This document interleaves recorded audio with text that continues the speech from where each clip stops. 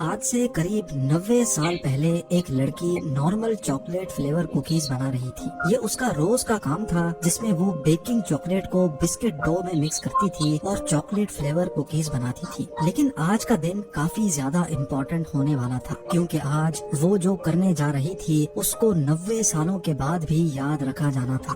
اس baker کا نام تھا روتھ ویک فیلڈ، اور آج اس کے پاس بسکٹس بنانے کے لیے بیکنگ چاکلیٹ موجود نہیں تھا، تو اس نے ایک نارمل چاکلیٹ کو توڑ کر بسکٹ ڈو میں مکس کر دیا اور اس کو اوون میں ڈال دیا۔ وہ یہی سمجھ رہی تھی کہ یہ چاکلیٹ بھی بیکنگ چاکلیٹ کی طرح بسکٹ ڈو میں مکس ہو جائے گا، جیسا کہ روز ہوتا ہے۔ لیکن جب بسکٹس تیار ہوئے تو اس میں چاکلیٹ چپس ابھی تک ثابت پڑے ہوئے تھے، جو بسکٹس کی لک بھی خراب کر رہے تھے۔ ویک فیلڈ نے یہ بسکٹ سیل کرنے کے بجائے اپنے کسٹمرز کو فری میں دینا شروع کر دیے۔ حیرت انگیز طور پہ یہ بسکٹس جن کو وہ خراب سمجھ رہی تھی، وہ کسٹمرز کو بے حد پسند آئے۔ غلطی سے بن جانے والے یہ بسکٹس آج تک پوری دنیا میں چاکلیٹ چپ کوکیز کے نام سے ناظرین، انسان اکثر ایسی غلطیاں کر بیٹھتا ہے جس کا صرف اس کو ہی نہیں بلکہ دوسروں کو بھی کافی زیادہ فائدہ ہوتا ہے۔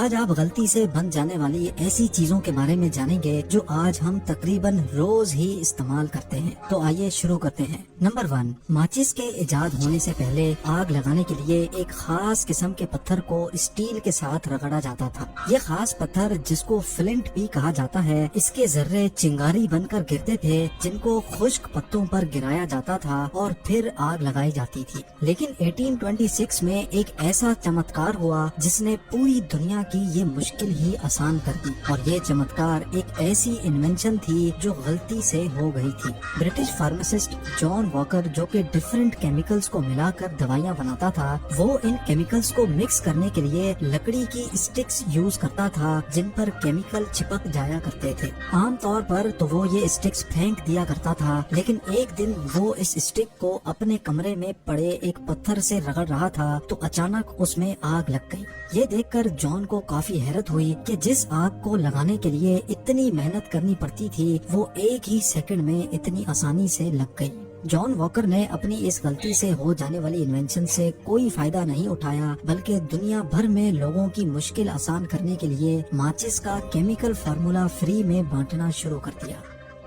نمبر 2، فریجز میں یوز ہونے والی گیس جہاں فریج کو ٹھنڈا کرنے کے کام آتی ہے، وہیں اگر یہ گیس غلطی سے بھی انہیل ہو جائے تو وہ انسان کی نہ صرف طبیعت بگاڑ سکتی ہے بلکہ جان بھی لے سکتی ہے۔ ریفریجریٹر کی یہ گیس بنانے والی کمپنی، جو ڈو پونٹ کے نام سے جانی جاتی ہے، ان کو اس گیس کا کوئی ایسا آلٹرنیٹ چاہیے تھا جو انسانوں کے لیے خطرناک نہ ہو، اور اسی کام کے لیے انہوں نے ایک امریکن کیمسٹ کی سروسز ہائر کر رکھی تھی۔ رائے پلنکٹ اس کمپنی کے لیے ایک ایسی گیس بنانے کا ایکسپیریمنٹ کر رہا تھا جو انسانی جان کے لیے خطرناک نہ ہو۔ ایکسپیریمنٹ میں جو گیس بنی وہ تو کسی کام نہ آئی، لیکن وہ گیس اپنے پیچھے ایک عجیب کیمیکل چھوڑ گئی تھی۔ جب رائے نے اس کیمیکل پر مزید ریسرچ کی تو معلوم پڑا کہ یہ کیمیکل کسی چیز سے چپک بھی نہیں رہا، اور اس کو -73 سے 240 ڈگری سیلسیس تک کوئی بھی فرق نہیں پڑ رہا۔ 1941 میں فریج کی گیس کو بنانے کے چکر میں ایک ایسا کیمیکل ایجاد ہو چکا تھا جو آج الیکٹریکل وائرز کی کوٹنگ کے ساتھ ساتھ نان اسٹک فرائنگ پین کی کوٹنگ میں بھی کام آتا ہے، اور یہ کیمیکل ٹیفلون کے نام سے جانا جاتا ہے۔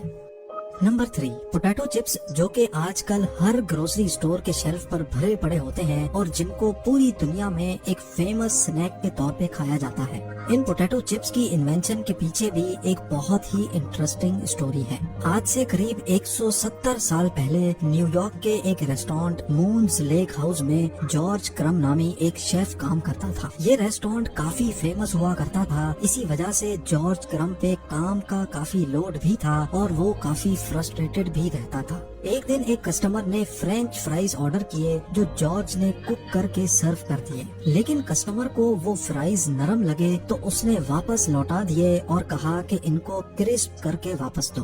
2-3 بار جارج نے فرائز کو دوبارہ کوک کیا، لیکن وہ کسٹمر نہیں مان رہا تھا۔ آخرکار غصے میں آ کر جارج نے آلو کو کاغذ کی طرح انتہائی باریک باریک کاٹا اور فرائی کر کے کسٹمر کے سامنے رکھ دیا۔ غصے سے بنائے گئے کرسپی فرائز کسٹمر کو اتنے پسند آئے کہ وہ روز جارج کے ہاتھ کے یہ خاص چپس کھانے پہنچ جاتا تھا، اور یوں پوٹیٹو چپس پہلی بار غلطی سے ایجاد ہوئے تھے اور آج تک پوری دنیا میں سب کے فیوریٹ ہیں۔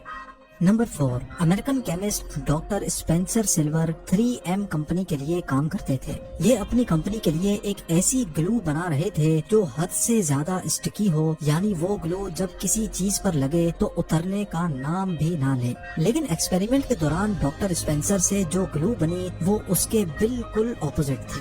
یہ گلو صرف اتنی اسٹرانگ تھی کہ وہ ایک کاغذ کے ٹکڑے کا وزن جھیل سکتی تھی، لیکن ڈاکٹر اسپینسر نے نوٹس کیا کہ یہ کاغذ کو نہ ہی خراب کر رہی ہے اور نہ ہی کاغذ کو ایک جگہ سے نکال کر دوسری جگہ لگانے پر اس کی پاور ختم ہو رہی ہے۔ 1968 میں ہونے والے اس فیلڈ ایکسپیریمنٹ میں جو گلو بنی تھی اس کو آج تک آفیسز اور کالجز میں بھرپور استعمال کیا جاتا ہے، جس کو ہم پوسٹ اٹ نوٹس یا پھر اسٹکی نوٹس کے نام سے جانتے ہیں۔ نمبر 5، دنیا کی تکلیف آسان کرنے کے لیے ایک اور یوزفل چیز بھی غلطی سے ہی ایجاد ہوئی تھی۔ فرینچ کیمسٹ ایڈورڈ بینیڈکٹس اپنی ڈیسک پر کچھ کام کر رہے تھے کہ ان کا ہاتھ ڈیسک پر پڑے ایک گلاس بیکر پر لگا جو بری طرح زمین پر گر گیا۔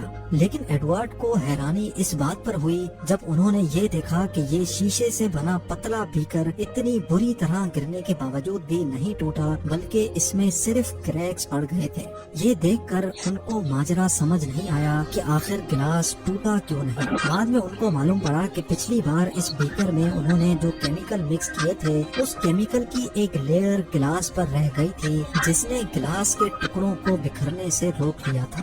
فرینچ کیمسٹ کو معلوم بھی نہیں تھا کہ ان کی یہ غلطی سے ہو جانے والی انوینشن آنے والے وقت میں کتنی ہیلپ فل ثابت ہوگی۔ کیا آپ کو معلوم ہے کہ گاڑی کی ونڈ اسکرین پر لگا گلاس بھی وہی گلاس ہے جو فرینچ کیمسٹ کی ایک غلطی کی وجہ سے انوینٹ ہوا تھا؟ ایکسیڈنٹ کے دوران اگر گاڑی میں شیٹر پروف گلاس نہ لگا ہو تو شیشہ ریزہ ریزہ ہو کر گاڑی میں بیٹھے پیسنجرز کو خاصا نقصان پہنچا سکتا ہے۔ Number 6، anti depressant medicines depression کے پیشنٹس کے لیے جان بچانے والی گولی کا کام کرتی ہے، لیکن یہ میڈیسن بھی اصل میں ایک غلطی کی وجہ سے ہی ایجاد ہوئی تھی۔ جی ہاں، 1957 میں ڈاکٹرز ٹی بی کے لیے ایک دوائی بنا رہے تھے۔ وہ دوائی تو بن گئی لیکن ٹی بی کے پیشنٹس پر وہ کچھ خاص اثر نہیں کر رہی تھی۔ ڈاکٹرز نے نوٹس کیا کہ ٹی بی کے پیشنٹس کا اصل مسئلہ تو حل نہیں ہو رہا، لیکن اس میڈیسن کی وجہ سے ان کا موڈ بہت اچھا ہو جاتا ہے۔ تب سے لے کر اب تک یہ میڈیسن اینٹی ڈپریسنٹ کے نام سے سیل ہوتی ہے کیونکہ یہ ڈپریشن کے پیشنٹس کا موڈ منٹوں میں ٹھیک کر دیتی ہے۔ اور اب نمبر 7، انسان کا دل انسان کے موشن کے حساب سے دھڑکتا ہے، یعنی اگر ہم سو رہے ہوتے ہیں تو دل آہستہ دھڑکتا ہے اور اگر ہم بھاگ رہے ہوتے ہیں تو دل تیز تیز دھڑکتا ہے۔